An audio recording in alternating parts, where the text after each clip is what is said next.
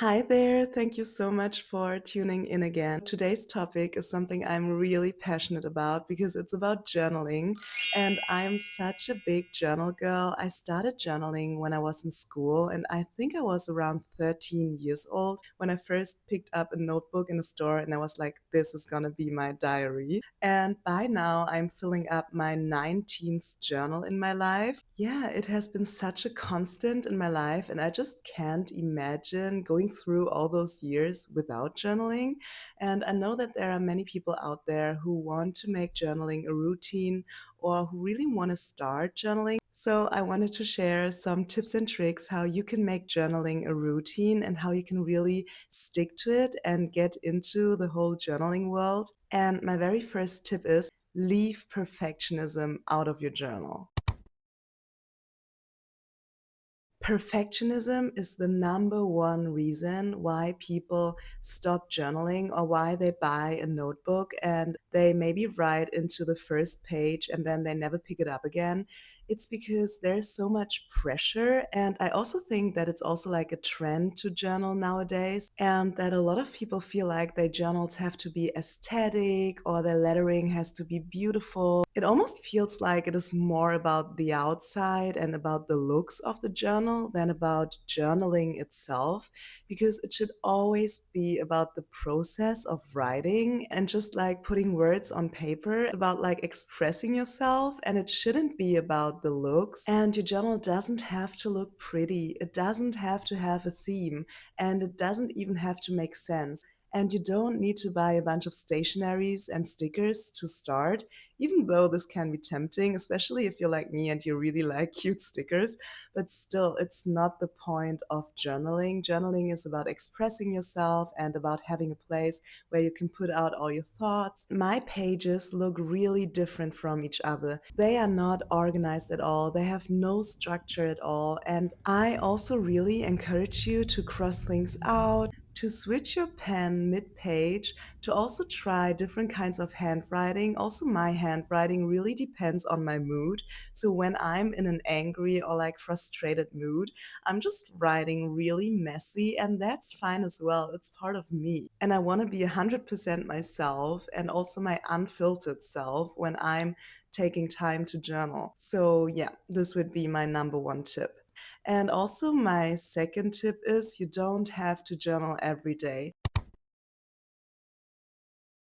I sometimes really get angry if people online say that you can only journal if you do it every day.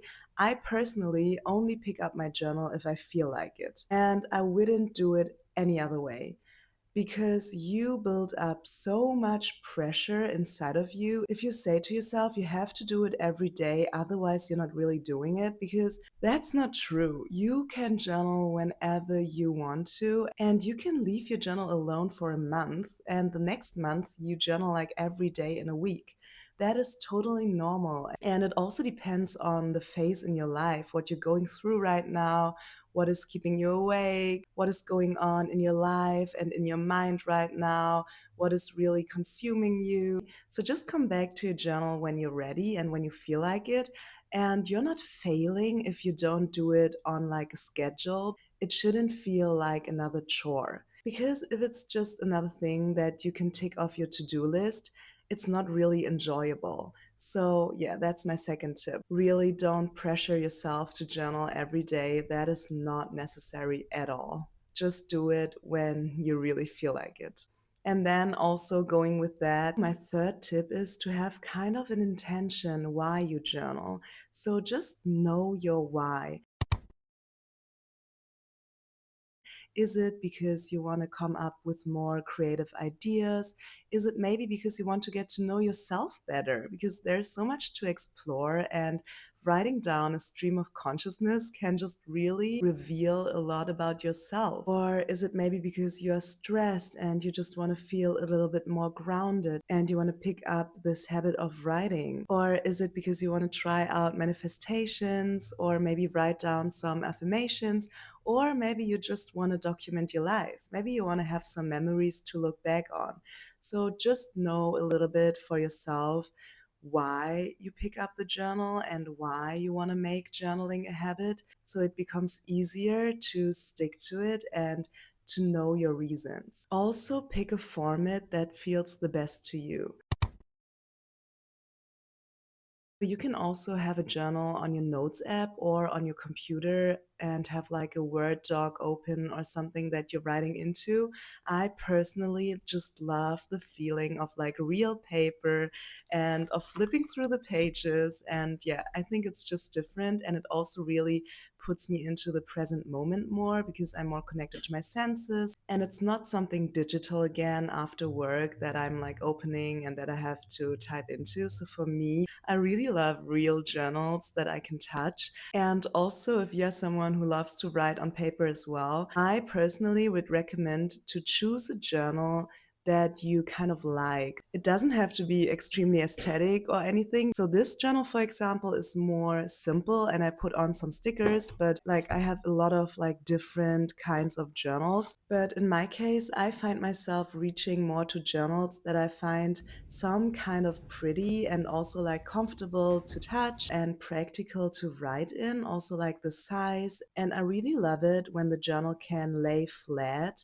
I actually once started a journal that didn't lay flat and I only wrote like a few pages and then I started a new journal because it wasn't for me, it wasn't practical and I couldn't work with it. So it's actually really important that it's also like kind of practical and that the size fits into your bag and that you can take it with you whenever you want to. And yeah, that you somehow like the cover. So my next tip is regarding journaling methods. I can make another video where I deep dive into like different journal methods. But what is really important, especially if you're a starter, is that you're not too hard on yourself and that you have some prompts that you can use to get started because looking at a blank page can be a little bit intimidating.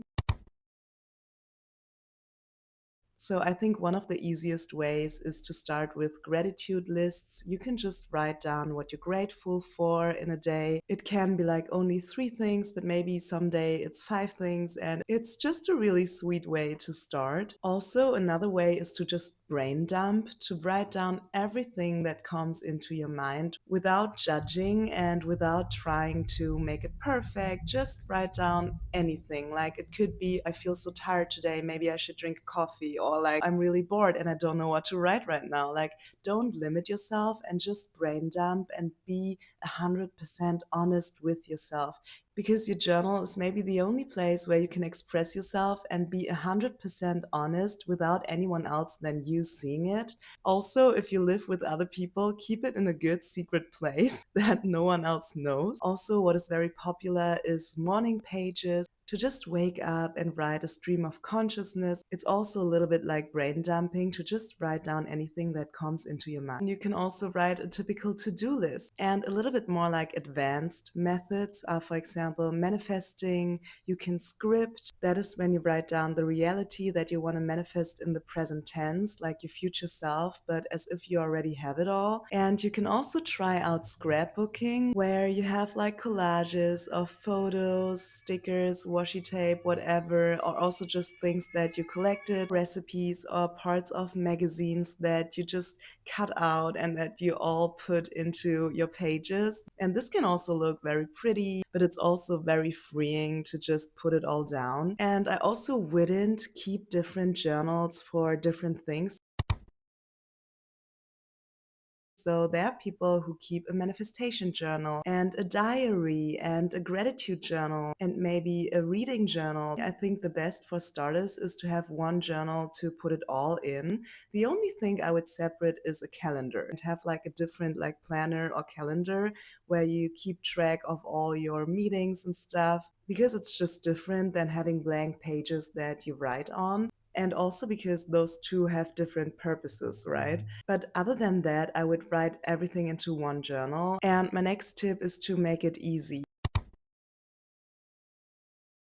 even though journaling should never feel like homework or a chore that you have to do, it should be approachable. So in my case, I really like to have my journal next to my bed because I like to write down 3 things I'm grateful for in the evenings. So maybe this is also something that you could try out. Just make it easy, make it approachable. And maybe if you also want to add like a little cozy atmosphere, you can add a candle or like make yourself a tea or put on some nice music that just really gets you into the zone of journaling. But these are like additional things, I think. It's not very important if you start because it can also be like another thing that hinders you from just starting. So these are like additional tips if you feel like they contribute to you actually pick up your journal and sitting down and starting. So yeah, I think the most important thing is that you don't try to make it perfect or aesthetic. You can just start, you can write messy,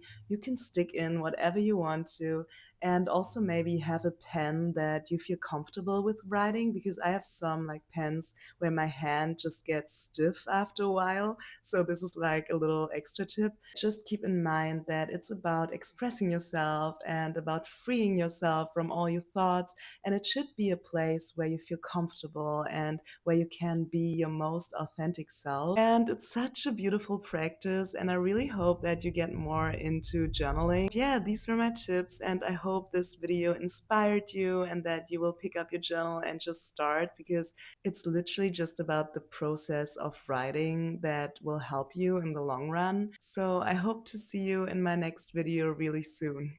Bye!